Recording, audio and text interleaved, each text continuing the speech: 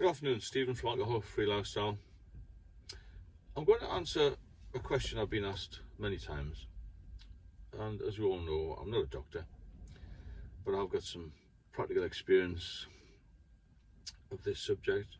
And the question is, how long does it take your liver to repair after you quit alcohol?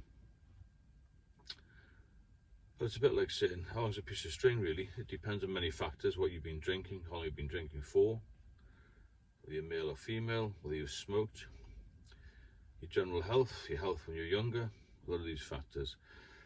But basically, if you're worried about your liver, then see a doctor. That's the first thing to do.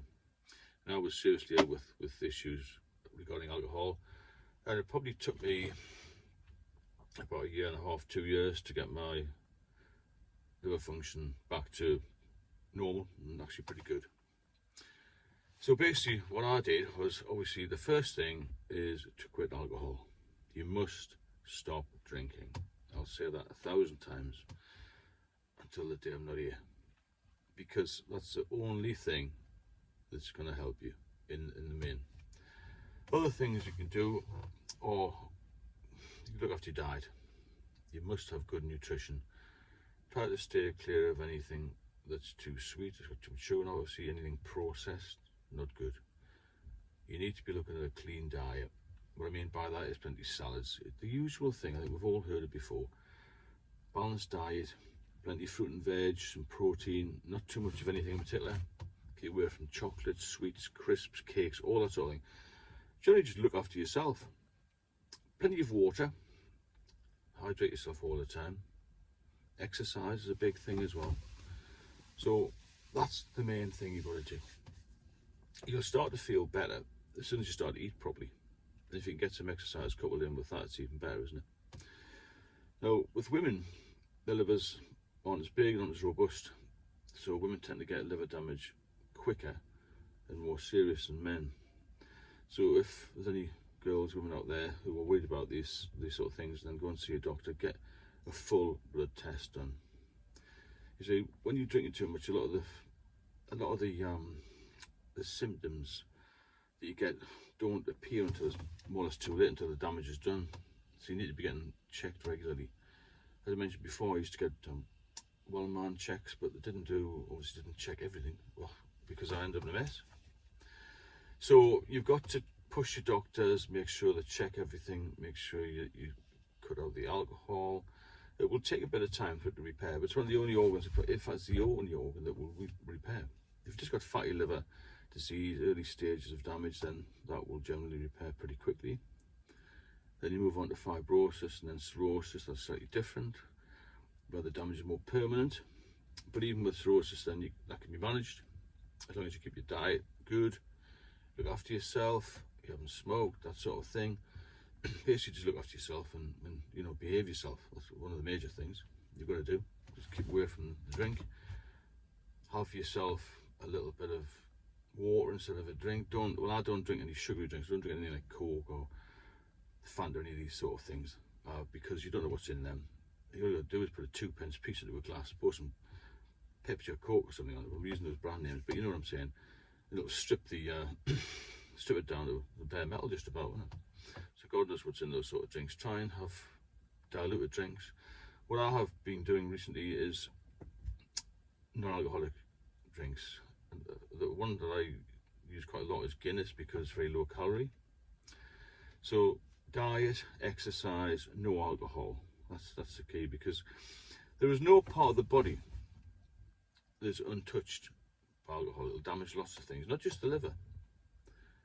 Everyone assumes that it will always attack the liver. It attacks the pancreas as well. It causes kidney problems.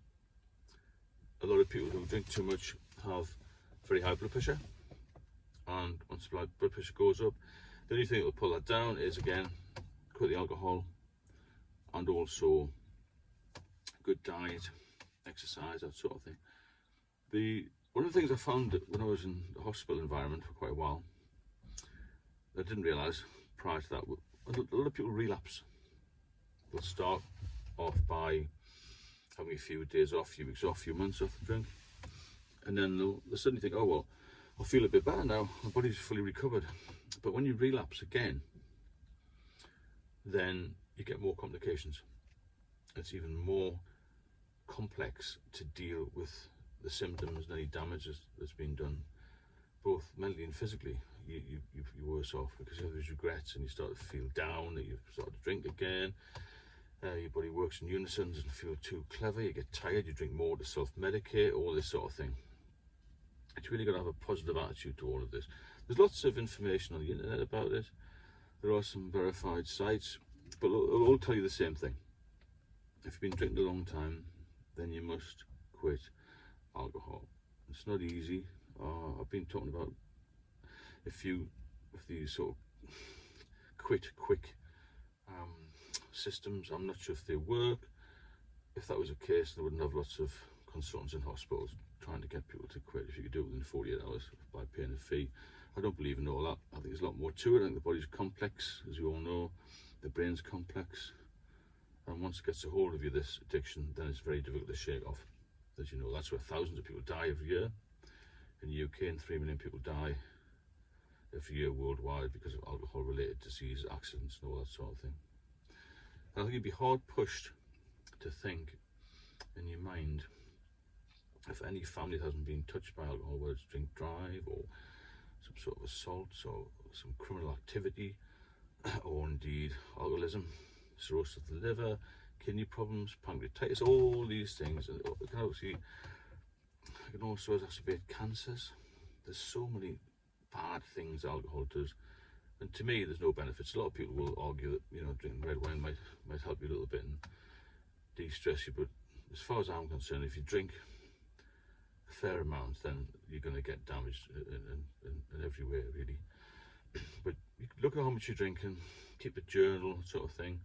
As I say, see a doctor, that's the main thing, and get some tests and insist on something being done, because the doctor's very busy and life's very busy nowadays, isn't it? But you've got to look after yourself. If you don't look after yourself, you can't look after anybody else. That's the main thing, isn't it? But I think it's so socially acceptable now that people feel pressurised and having a drink, and it's everywhere, isn't it? And when you stop, even today, you're still looked upon as a little bit of an outsider. Oh, you don't drink, you're going to be a bit boring. You have a quiet night, you're going to be boring. Well, actually, you come out the other side much better. You'll have money in your pocket the next day. You'll feel better. You won't have any hangovers, any regrets. Hopefully, you won't make any mistakes. So, in answer to the question, how long does it take your liver to repair after you quit? It depends. The quicker you do what I've said, you drink more water, you exercise, you keep off the alcohol, you start to eat fresh fruit, vegetables, salads, fish, if you can get a decent fish. Always buy the best food you can afford, because it's fuel for your body, isn't it? If you have any comments, please drop me a line. If you want to discuss anything nutrition-wise, I'm happy to do that. If you're getting any benefit from the channel, then please subscribe and share the videos. And I'll speak to you all very soon.